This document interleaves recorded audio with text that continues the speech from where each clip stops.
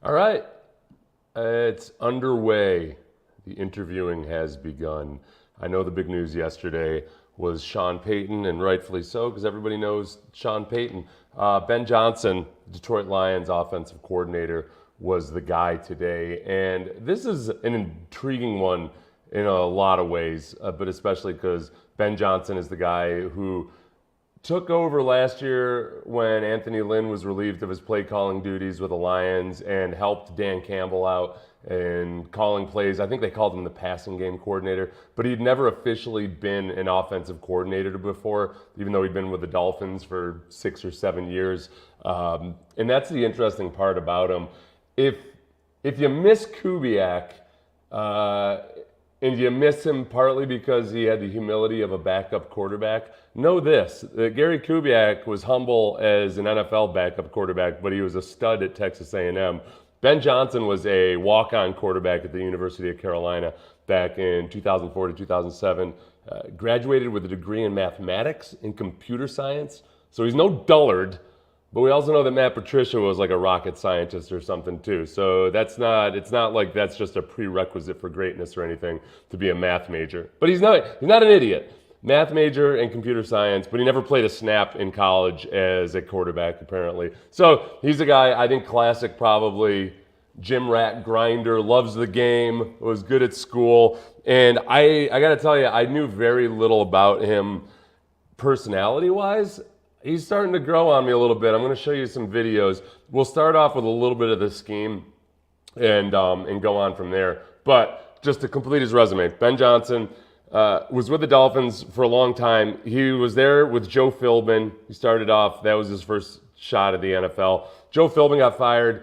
Dan Campbell took over as the interim coach. And remember, Dan Campbell was the tight ends coach, and he got elevated to head coach, so he made Ben Johnson the tight ends coach at that point. And then, and this is where it gets interesting, this is going to happen twice to him, and I'm always impressed by this. Adam Gase got hired and decided to retain Ben Johnson. And I don't know, maybe that was the owner's decision, but it's usually a pretty good sign that, especially with a young guy, that he's got a good buzz about him, that people respect him as an intelligent guy and they're intrigued by him if they keep him on staff. So I know it didn't work out all that great for Adam Gase, but that was the first kind of notch on in his favor. Then after Gase was fired, Ben Johnson went to Detroit to be a quality control coach for Matt Patricia. So Matt Patricia, the rocket science or engineer or whatever he is, hires the mathematician Ben Johnson to come onto his squad. Matt Patricia gets fired, and this is the way the NFL works. Most of you know this. His old buddy Dan Campbell gets hired to coach the Lions. So of course he keeps his buddy Ben Johnson on. I keep thinking of Ben Johnson, the sprinter, whenever I say Ben Johnson. These two guys couldn't be more different, you'll see.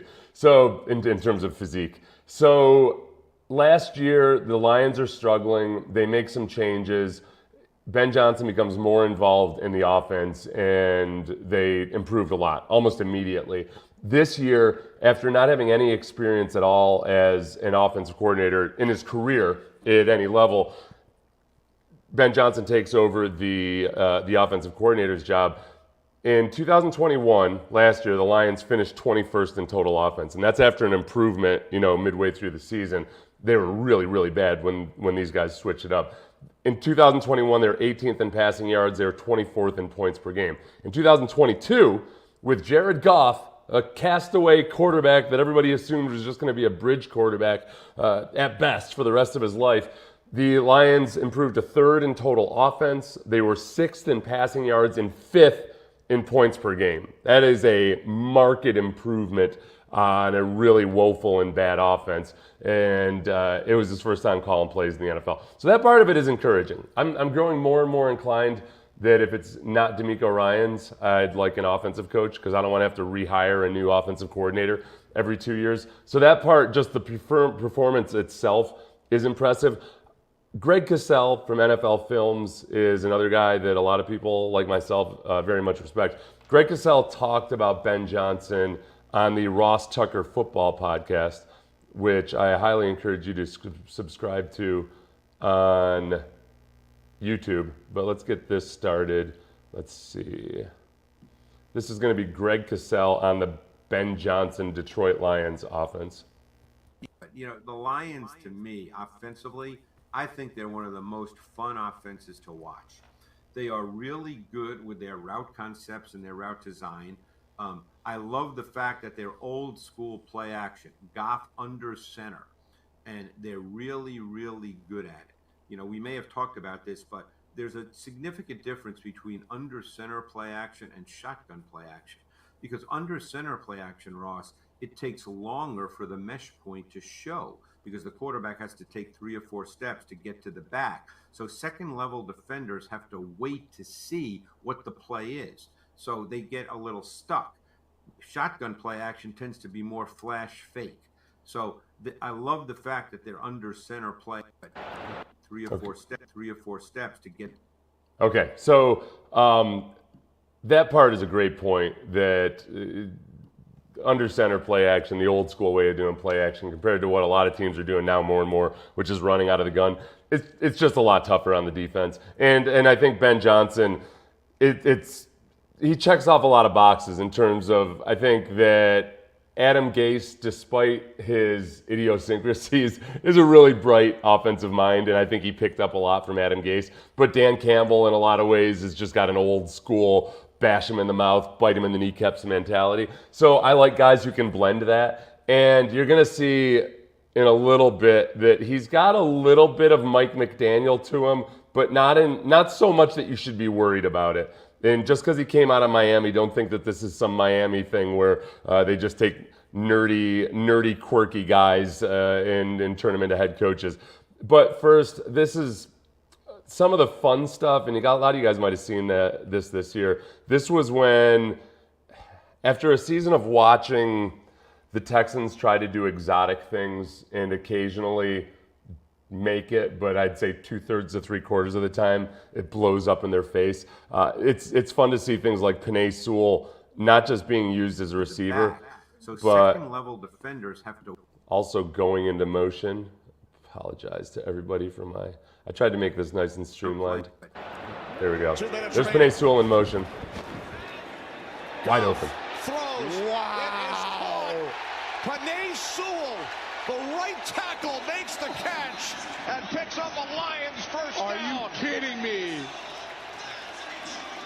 I could not figure out why Penei Sewell was sitting there going in motion. I'm like, what is going on? Why is this big athletic freak? Okay, but this is where you got to watch the attention to detail too. Going in motion. This is like to execute this. It's a sign of a good teacher, I think, when you can do the exotic stuff and execute it properly. And I know this is super easy because he's wide open. But watch when Penei Sewell gets up. I didn't realize just how athletic he was. I know. I mean, hats off to you. That didn't look all that athletic. That looked a little Davis Mills-ish. Penei Sewell, Matt Nelson was in his usual spot at right tackle. All right. So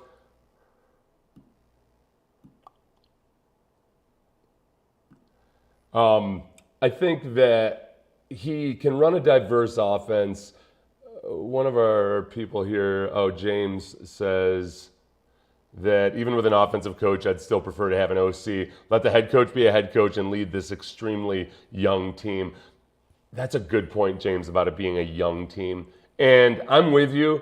I've always respected Mike Vrabel and Mike Tomlin for being young defensive coaches who came in as a head coach, and instead of some coaches we know, like Bill O'Brien, instead of having to come in and maybe stroke their own egos by being the play caller or the coordinator. I know that Bill O'Brien wasn't always nominally the offensive coordinator, but he was the offensive coordinator. Vrabel brought in Dean Pease. I thought he might have stayed with Dick LeBeau for the first year, and or Dean Pease. But Tomlin, when he came in, Tomlin was a defensive guy, and Dick LeBeau was already there, and they stayed with Dick LeBeau. I'm sure that was the Rooney's choice, but still, it works out. So yeah, I'm with you.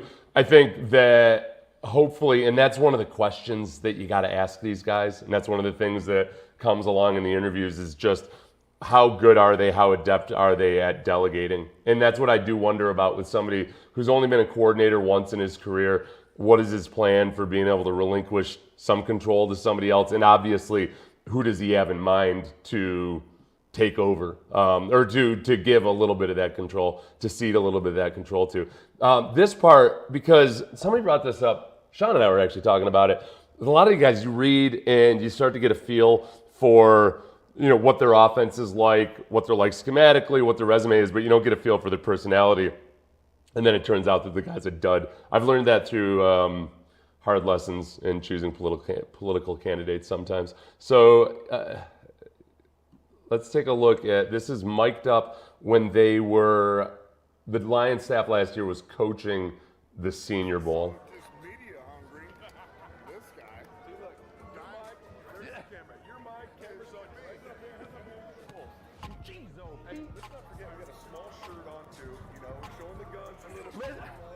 Touchdown Thursday.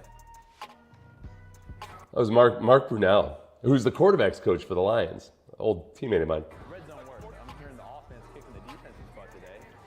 I got one big ask of you today. How are you gonna get better today? What's it gonna be? Seriously, did you get that offense? Don't you start that with me. I'm not a rookie anymore. Huddle up. Hey, we got too many in the huddle. Huddle up. Let's get the huddle right now. Let's get the huddle right. Might have been a little quick. There it is. All right, so far I'm seeing an appropriate blend of fun-loving, ability to take a little bit of a ribbing, and but also a little bit of a hard ass at times. And this is the Senior Bowl, so I mean, how much you gonna do? How much of a hard ass you gonna be with these guys? Although some coaches love to just be the hard ass at Senior Bowl. Good shot there, bub. I love the ball. Yeah. Too much? No, you gotta go get it, man. You gotta go get it. Keep putting it out in front. He couldn't fix Malik Willis, apparently. We've seen Malik Willis here in Houston. For those of you who aren't Texans fans that are watching this, we saw Malik Willis twice, and we were really confused by everybody being outraged about him not starting over Josh Dobbs a couple weeks ago. When people couldn't believe that Malik Willis wasn't starting, it was obvious they hadn't watched him not complete passes for the Titans. A little late. Hey, you know what I'm saying? You're waiting for it. That ball's gonna be right out of his break. Next time you have a deep ball over here now, make sure you put it over the outside shoulder. Close. More what I'm talking about. Just a little bit further out front. You know what I'm saying? Let's see him track it. No! The heck's he going backwards for? Got him! Golly! Now you draw it up, but Deuce waits for the offense to win, and that's the end of the drill. Done. We'll keep going until the offense wins. End of the drill. Come here. You've been coaching your tail off all week, man. Best special teams coach in America. That's what you look like in your prime, though. That's what you look like in your prime. You got 12. Oh, who's Brunell talking about? I was looking at everything else except whoever was throwing. It must have been Malik. Was it Sam Howell or Malik? Oh, it must have been Malik Willis. Keep going until the offense wins. End of the drill. Come here. You've been coaching your tail off all week. Sorry, guys. I'm hopping back too far. You got 12 in the game. Brunell was awesome. 53 Y loop Z eagle. The problem with Brunell, why he went in the 5th round instead of higher, is probably he's a left-handed running quarterback, and one of those could never work. Steve Young. Let's go Dixie right, fake 35 stutter, keep right, Y slant flat. Let's go dust left, 535 weak slice, Y screen right on 1. Did you feel that corner fall off? Thumbs up or no? Thumbs up or no? You feel it fall off? You got the dart. Second best quarterback to go to North Carolina. All right, here we go. Here's him messing with Sam Howell a little bit. Relationships. I asked Sam what it was like to be the second best quarterback to go to North Carolina. He just, wait, who's the first? Oh, come on.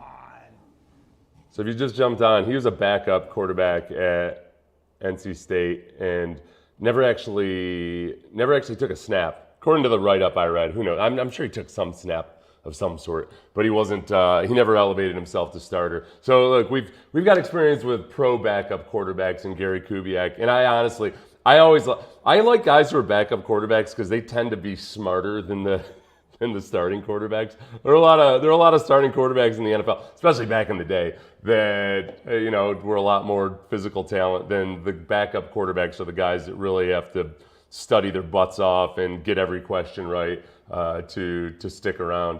So let's see. I apologize if we get your name. Oh, none your business. Okay. I didn't want to be culturally insensitive, and then I realized that it was none your business. With someone who's only got 1 year of coordinator experience, you'd hope they bring in a former head coach somewhere on the staff to be a mentor. I agree wholeheartedly. I think that's one thing where the Texans have, they've got some experience with that, obviously, was Gary Kubiak coming in and Wade Phillips becoming basically the head coach of the defense was a big step. But remember, he'd had Mike Sherman in at that point too as the offensive coordinator or Sherman the first year was the offensive coordinator / offensive line coach. I don't know. It was a little bit weird. But I agree. I think it would be important to bring him in. This is just to get a little taste of his personality. This is, and again, I told you he's a little bit like Mike Daniel, I think, but not in an annoying way. I think he's like a Mike McDaniel, but tamped down a little bit. So this is him noticing a shirt that one of the media members is wearing and asking him a question about it. Sorry, what does that say? This is a Dave Fipp gift, special people, special teams. Fifth got you gifts? Yeah. Guess who our favorite coordinator is? Yeah, clearly. He appreciates our questions, Ben. No doubt. Yeah, deep ball, And then he was asked a question about Jared Goff completing more deep balls, and this is towards the end of the season. And he goes on to talk about DJ Chark and what they got out of him. And then this is what we're gonna transition into in a second here is a little bit of JJ Watt. But I think, as J-Rock asked why do lefties never work in the NFL, I don't know. People think that you're not used to the way the ball comes off their hand or various other factors. I think with Ben Johnson, there's a trend here with the Texans, and I'm not saying this in a negative way whatsoever, but I do think that there's a trend, not just with the Texans, but with the NFL, where obviously these bright young offensive coordinators are getting snapped up as soon as they're identified. They become head coaches. Sometimes they work out like one LaFleur, and then other times they don't work out. But the other LaFleur, Mike LaFleur, is just an offensive coordinator anyway. So he was released by the Jets today or yesterday. Days are blending into each other. So there's this tendency to snap these guys up, and I almost wonder if the Josh McCown near fiasco, in my opinion, was like an extremely aggressive, way too out of the box attempt to say, hey, if it's going to be this hard to snatch up a bright young offensive coordinator, offensive mind, let's take a guy that we think is a really bright mind and a good communicator and get him into the fold immediately. I think, given the fact that Josh McCown, as of yet, still hasn't taken an offensive coordinator job anywhere, I feel like the minimum effective thing that you could have done was, hey, offered him an offensive coordinatorship instead of going straight to head coach. But what do I know? So I'm very intrigued by him. I think that he's got the brain power. For those of you that just joined us, he's a math major, all that stuff. So is Matt Patricia. So it doesn't mean the whole world. Book smarts and football smarts are different. But I'm intrigued enough by him that there's some other candidates here. We'll take a look at each of them as we move along. The one thing, I wanted to watch this. I have not watched this yet, but this was the trailer for the last Hard Knocks Arizona Cardinals. And they played some kind of a tribute video for JJ Watt. So I'm just going to go ahead and watch it alongside you guys and try not to get all teary. We feel good about our ability to throw it deep when presented. Here we go. I think. Where's Jay at? There we go. You're playing your last game tomorrow night, okay? Coach Burke had a great idea. You're gonna love this, I hope. Brother, Jage, I just want to say congratulations on retirement. You and your resiliency throughout all the ups and downs, you ending up in the NFL and you being a defensive player of the year and you having all the success that you had showed me that it's possible. Congratulations, buddy. See you in camp. Congratulations on your incredible football career. You're an incredible player. Excited to see the next chapter of your life. Good luck, brother. Man, you were a pain in my ass for a long time. It was an honor to share the field with you. Congrats on your retirement and Hall of Fame career, Jage. It's been so special having a front row seat to it all, and I couldn't be more proud of you. Love you, bro. JJ, before you were born, we had really big dreams for you and high hopes, but boy, you kind of blew those all out of the water on your own. We are so happy for you. It's been just a complete joy watching you all through the years. I got to be a big part of it for your first journey back in the day when I was your coach, and it's been a pleasure to watch you ever since. Kind of sad to see it come to your last game, but you have so many great things ahead of you that I'm looking forward to what the future brings for you, Kaylee and Koa. It has been such an honor to watch you work your ass off these past years and do whatever you needed to do to be the best. And you've always been so generous and kind and loving to everybody around you. And you never forgot who you are. Congratulations. Congratulations. Congratulations. Congratulations. I love you, brother. Just so proud of you. And I know Cole will be so proud to be your son. Okay. Okay, all right. I shouldn't have done that. I got all these memories flooding through that got nothing to do with Ben Johnson right now. I just wanted to be sure I watched that and showed that before it got old. Because I've actually got a couple of videos in the hopper that I did with breakdowns of JJ from earlier in his career that I'm going to roll out next week because it was really cool. I went back to some of his Defensive Player of the Year games and just kind of took it all in. You forget some of the things that he was able to do just on plays that weren't like highlight plays or anything. It was really just incredible. Couple more things about Ben Johnson, and then I want to say just one thing about that video that kind of sparked me. Travis Weatherspoon makes the point that Vrabel had Arthur Smith, who's now in Atlanta. Yeah, I mean, and that's the hazard of taking a defensive coach and having a good offensive coordinator who was there when he got there, remember, and then he loses them, and it's not the same. The Titans offensive coordinator gets fired this year. Matthew says, I feel like Ben Johnson is Mike McDaniel of BDE. I don't know what that means. Who is your pick, Ben Johnson or Shane Steichen, if Ryans doesn't get the job?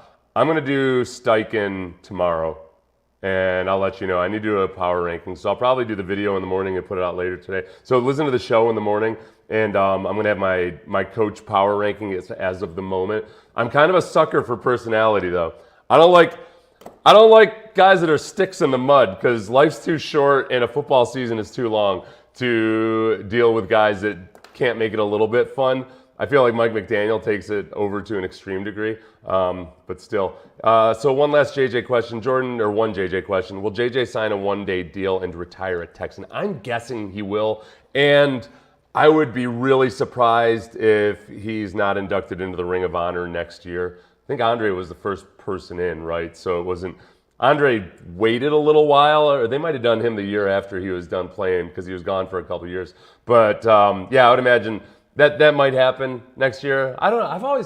When I've tried to put myself in the position of being a future Hall of Fame defensive tackle, I've always wondered, like, okay, do you feel like it's maybe disrespectful to the Cardinals? The Cardinals will get it. They know. It's like your wife, if you're a widower and you marry somebody when you're like 78 years old.